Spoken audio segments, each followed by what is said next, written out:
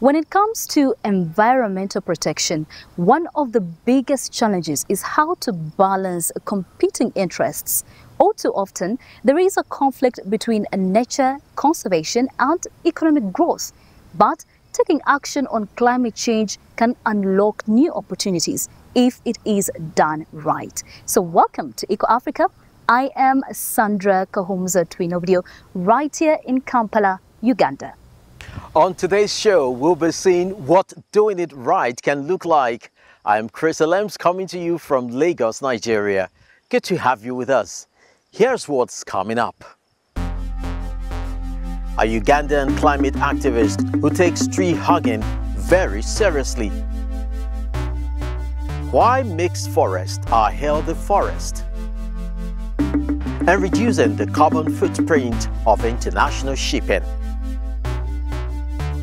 But we'll begin on South Africa's west coast, in a coastal community that plays a key role in the luxury seafood market because it is home to one of the world's most expensive shellfish. But that leaves local fisher people caught between the need to make a living and the need to protect marine life. In the waters of Doringbai on South Africa's west coast, divers are on a mission to protect what they call white gold. The world's most highly priced shellfish feasts on kelp and could be mistaken for a mussel. But the perfectly camouflaged abalone is in fact a snail with grazing habits that help to keep the kelp ecosystem in balance. Its population is on the brink of extinction due to poaching and illegal trade with Asia, where it is a lucrative delicacy. In Doringbai, people are trying to provide alternatives. And we're having 2 people off the farm currently in Gordons Bay at a diving school training to become commercial divers. And then we will take out another 2 people from the community to do diving for us. And that will also help us to curb the poaching process. Samuel van Rooyen is the CEO of the Doringbai Abalone Farm. The company strives to provide a sustainable and legal alternative, growing the snails on land and in the ocean. An abalone snail takes up to 10 years to grow to size before being harvested and dried for export. So the customer loves if the abalone have a long shape, especially the thickness of the abalone is also playing a role. The farm is the main employer in the small fishing town, with a permanent workforce of 52 people breeding, growing and preparing the snails for markets. The company is 35% community-owned through the Doringbai Development Trust. The idea is to keep local residents on board with sustainable fishing. If you steal from your share, at the end of the day when your share will be declared, will be smaller. And I think people start understanding their business role as a shareholder outside in the community. So they start protecting our sea life now. The fate of the abalone is closely linked to socio-economic inequalities in South Africa. Here in Hamburg and Cape Town, people have been living off the sea for generations. But the government reductions of quotas to protect the remaining stocks left small-scale fishers with close to nothing. Fishers like Warren and his colleagues continued going out to catch abalone regardless. It's dangerous, but what can we do? We risk our lives just to feed our families. A good day I can get maybe 2,000 rand, and the diver get maybe 40 or 50,000. Yeah, I have thought about quitting multiple times. I've considered. The only thing that's keeping me is that I don't have a solid income. Yeah, we don't break in, we don't hurt no one. We just take what we think is going to sustain us. The poachers earn just a tiny share of the illegal trade. But over the past 17 years, the total value of illegally harvested abalone from South Africa was estimated to be $890 million. Regular law enforcement has not managed to stop a trade that's become increasingly violent and corrupt. Kimon de Greef is a journalist and researcher who says abalone poaching has reached an all-time high. That obviously has some ecological impacts. Generally, they aren't super well understood because the decline happens so rapidly and the ecological functioning of abalone wasn't something that had been sort of closely monitored before. Marine biologists in South Africa would have been focusing on other fisheries or other ecosystem dynamics. Moreover, other factors such as climate change have impacted the kelp ecosystem, making it hard to pinpoint the effects of the declining abalone populations. Sustainable farming is one way out of the crisis, but so far it is not competing with the booming illegal market. Customers in Asia pay up to 2,000 Hong Kong dollars, more than 200 euros, for one single abalone. So you won't find many local restaurants here with abalone on the menu. Among the precious few is Fine in Cape Town. We get our abalone from Lambert's Bay, further up the west coast. Yeah, all their farming practices and everything are completely sustainable. We can get them in live in the shell. We can use the liver and the entrails and everything. So there's zero wastage. We're going to bake the abalone in kelp. The natural glutamates bring out the umami flavor from the abalone. There's a lot of negativeness attached to it, and I think it's our sort of job to educate the general public and our guests as to the more sustainable farming practices that we do have. How are you enjoying the abalone? Really delicious. Thank you. Expect that. Back on the Doring Bay abalone farm, we meet Ashley, who provides a glimpse into how important this sustainable solution can be. I have passion for my job. I love what I'm doing. It changed my life in a lot of ways. You have friends show you wrong things and so on. When I get this job, I start to separate myself from them, and now I'm a lone worker, I'm a family man. Take care of my family, take care of my kids. Hopes are high that the abalone farm will grow and reinvest in the community. If it can develop, I think it would help create jobs for more people in the community, and so we can live, we can go further. And the prospect of fishing communities having more secure livelihoods should also bring dividends for the abalone population. Have you ever hugged a tree? Research shows that it has many health benefits for us. It helps us relax, improves our mood, and lowers our heart rate and blood pressure. And most importantly, it connects us with nature.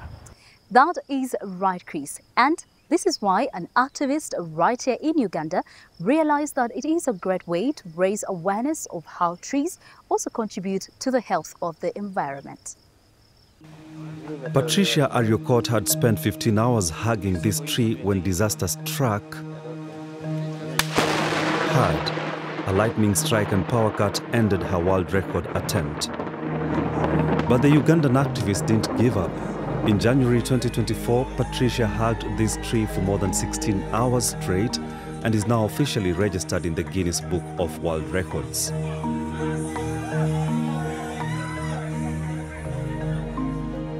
What looks like a fun stunt has a serious background though, and Patricia wants to draw attention to it. The problem of climate change is huge, and at least now the world is just waking up to it. It's about time that we pick up the pace and plant these trees because our natural forests are gone. We are using up the trees and not minding to replace them. A statement that is particularly true for Uganda, which has one of the worst deforestation rates in the world. According to the online tracking portal Global Forest Watch, the country has lost more than 1 million hectares of tree cover between 2001 and 2022. For Patricia, this loss needs to be addressed. She says trees are key to facing our climate challenges. Trees have very, very enormous advantages. At this very moment, I'm breathing in the freshest oxygen, probably in the world, because I'm getting it direct from a tree. And at the same time, it's taking in my carbon dioxide. Just talking about trees is not enough for Patricia. She wants to help bring them back where they were lost in Uganda. For this, she needs the help of upcoming generations and a good idea to get their attention. In this case, it's wooden pencils filled with tree seeds. With these plantable pencils in her luggage, the activist regularly makes community outreaches, mainly in schools in eastern Uganda. So today, tree education is on the timetable for this class. It's very important that they understand the journey they're about to take on, which is tree planting. And I want them to start the process from a seed. So this particular pencil, for it has seeds inside. And they're using it to study, but at the end of the day, it's going to translate into a tree. A tree was cut, and a tree is going to be planted. That is what I want them to basically understand from this. So you use your pencil. The activist hopes she can help students to value trees more. You said, and when you talk of planting, don't just put there in the soil, then for you go. You're supposed to water. In this school, Patricia's tree and planting education was well received. It has come at the right time when our region and the country at large is in need of mitigating climate change.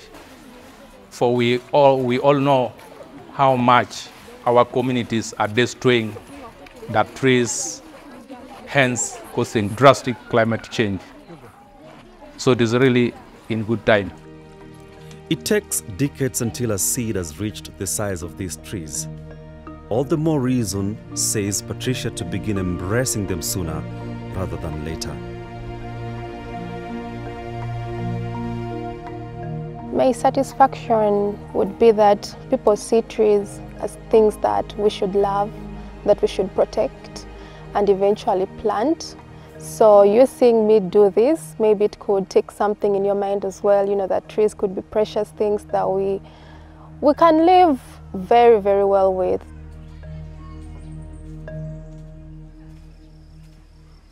Trees are also the topic of our next report. The future of forests is a concern in France too. Higher temperatures and irregular rainfall are growing problems, and experts say they will only get worse in the coming decades. But the authorities think that they might have found a simple way to help build forest resilience. And here is how it works. The oak tree on the right has hardly any leaves left and will soon die, while the one on the left is doing well, for the time being. Not a good sign. Here in the Molière Massif, foresters are trying out a strategy to cope with the effects of climate change. This is what's called a mosaic forest, made up of all sorts of different trees, including birches, oaks, and Turkish pines.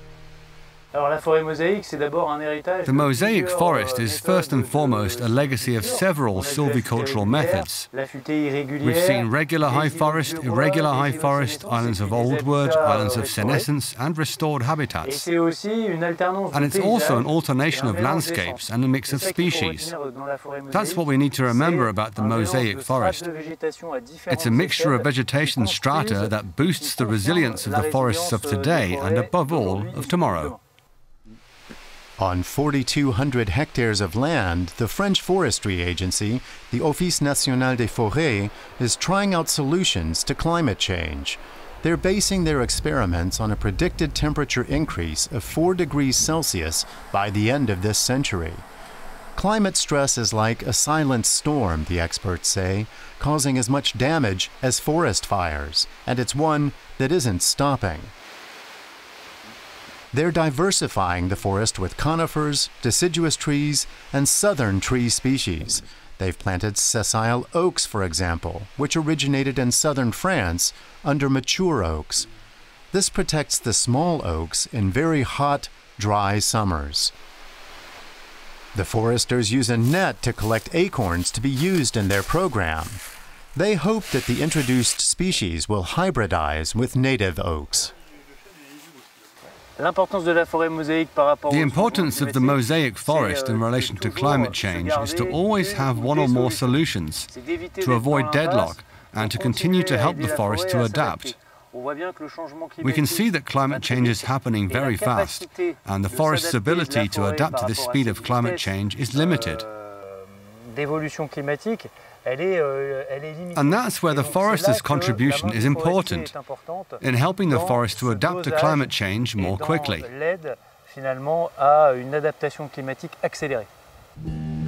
The French foresters are pinning their hopes on a mosaic of tree species instead of a monoculture. It's more difficult to manage, but it's also more resilient to intensifying climate change.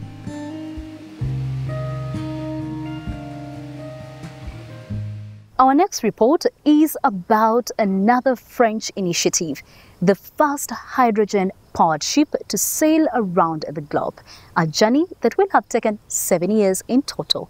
It is set to return to France later this summer. That's right, Sandra. About 80% of global trade is carried by sea, and maritime transport is normally highly carbon intensive.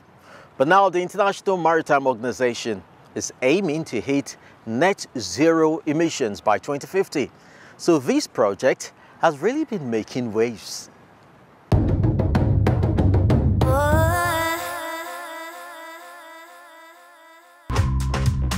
This catamaran might look futuristic, but it's already sailing the seas today.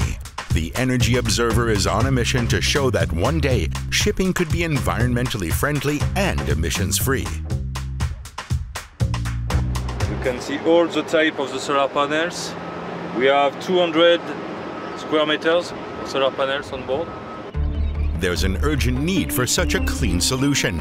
From fishing vessels to cruise ships and cargo freighters, international shipping has a huge climate impact, accounting for around 3% of the world's greenhouse gas emissions. The industry has made some steps towards sustainability. The first container ship to also run on green methanol made from biogas set off in September 2023. But that still can't hold a candle to this zero-emissions catamaran, which already has more than 60,000 nautical miles under its belt. The Energy Observer boasts 2 high-tech, fully automatic wing sails, which can rotate 360 degrees to capture the most wind, and can even help produce electricity. Below deck, a hydrogen fuel cell can generate power even during unfavorable weather conditions. This is a fuel cell to convert hydrogen in electricity, to produce electricity to charge our 400 volts batteries. The Energy Observer 2 is already in the works. A 120-meter-long cargo ship with a capacity of 5,000 metric tons powered by liquid hydrogen. It may seem like a lot of high-tech, but the crew of the catamaran hopes their innovations will become standard in the future. We use hydrogen to charge our batteries and to power and to sail only with the sun, with hydrogen and with the wind. So no diesel on board, nothing, all is clean on this ship.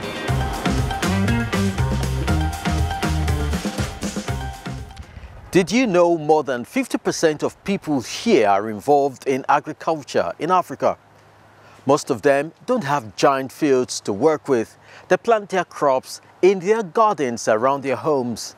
But you need to know how to do it right. An initiative in Ghana teaches people how to cultivate their own tomatoes, onions, and peppers. A crowd of women is gathering to get some gardening tips. Growing fresh produce isn't hard, and the benefits are enormous. When they start coming out, here in northern Ghana, Alberta Akosa and her team are showing local women how best to create a backyard vegetable garden. The small organization started out as a social media project and soon gathered momentum, attracting a growing number of female followers. We had seats at our office. We had some small garden tools. So we started advocating, putting on social media that if you want to a backyard garden, just contact us. And it was, honestly, I don't know whether to use the word crazy. It was crazy, a crazy week for us. Within a week, 700 volunteers signed up for the One Household, One Garden program. Many of them were women who had gotten out of the habit of gardening or whose husbands didn't want them working in a garden. But during the pandemic, food prices rose dramatically, and many people decided to go back to growing their own vegetables. It has an impact on the entire community. Anytime we support women, we realize that there's a multiplication. We've, over the years, supported women farmers, women processors, women marketers, widows who are also into farming, pregnant women, and single mothers. And we realize that it's extended beyond their family to their communities, changing livelihoods and being an inspiration and serving as mentors even within their communities. Once they complete training, the women are awarded seeds and a pair of rubber boots. They'll be going home to plant tomatoes, onions, and peppers. If their vegetable patches flourish, they'll even have enough produce to sell. What I've learned here will benefit me a lot. I can make some money with what we've been trained to do. It will also help mothers feed their children after every harvest. This could be very good business for me. In recent years, food prices have doubled, even at local markets. The coronavirus crisis has caused ongoing supply chain problems. Alberta Akosa is keen to make agriculture a more stable sector. She believes that a lot more locally grown produce could be sold at local markets. Ghana is a fertile country that's rich in resources. It's quite expensive, and the fact that you are not even seeing anyone from Ghana, all is from Cote d'Ivoire. So, like, you are looking at transportation costs here and all that's going into it. Now 41, Alberta Akosa heads the organization.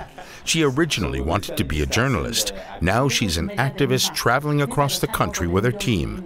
In the last 5 years, they've trained up to some 26,000 women. I was more into consultancy when I started my career. I ended up having a path which made me more fulfilled, and that is traveling across the country, dialoguing, dining with women farmers, with smallholder farmers, and seeing what I can do in my own small way to support. Agriculture in Ghana is a struggling sector. A growing number of farmers are giving up. The driving principle behind AgriHouse Foundation is that cultivating vegetables should be profitable. The project also promotes healthy eating. It has the support of local governments. And overall, it also raised the consciousness of people's awareness in seeking to make their environments cleaner by having those gardens. So it is a concept that, for me, is holistic in terms of getting the right nutrition, getting the environment clean, and more importantly, also generating people's interest in practicing agriculture at that level. Alberta Akosa follows up on her training courses, visiting participants years later to see how they're getting on. The idea is that they plant gardens that are sustainable. They have to last longer than just one season. The experts give tips on how to get the most out of a small space. I wish that I extend my garden to be able to feed some of my neighbors around, not only my family. Because if I have more, people around me can also benefit from it. So that's what I'm hoping for. The women learn new skills and hopefully start to earn an income too. But not everyone approves. Alberta Akosa and her team make a point of talking to participants' husbands and the village leaders to convince them that it's in everyone's interest. Everything that we do, and we want to say we are very positive about this group, and we know that they will implement it. At the end of the day, we want to see them more empowered. We want them to be proud of themselves as women.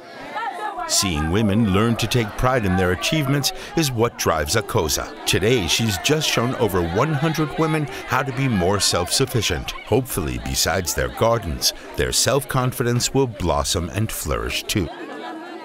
What a beautiful sight. That's it for this edition of Eco Africa. Thank you for watching. I am Chris Alems signing off from Lagos, Nigeria.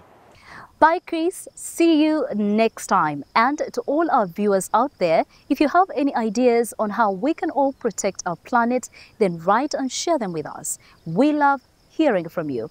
Until then, check out all our social media accounts. I am Sandra Kahomza Twinogdio saying goodbye from Kampala, right here in Uganda.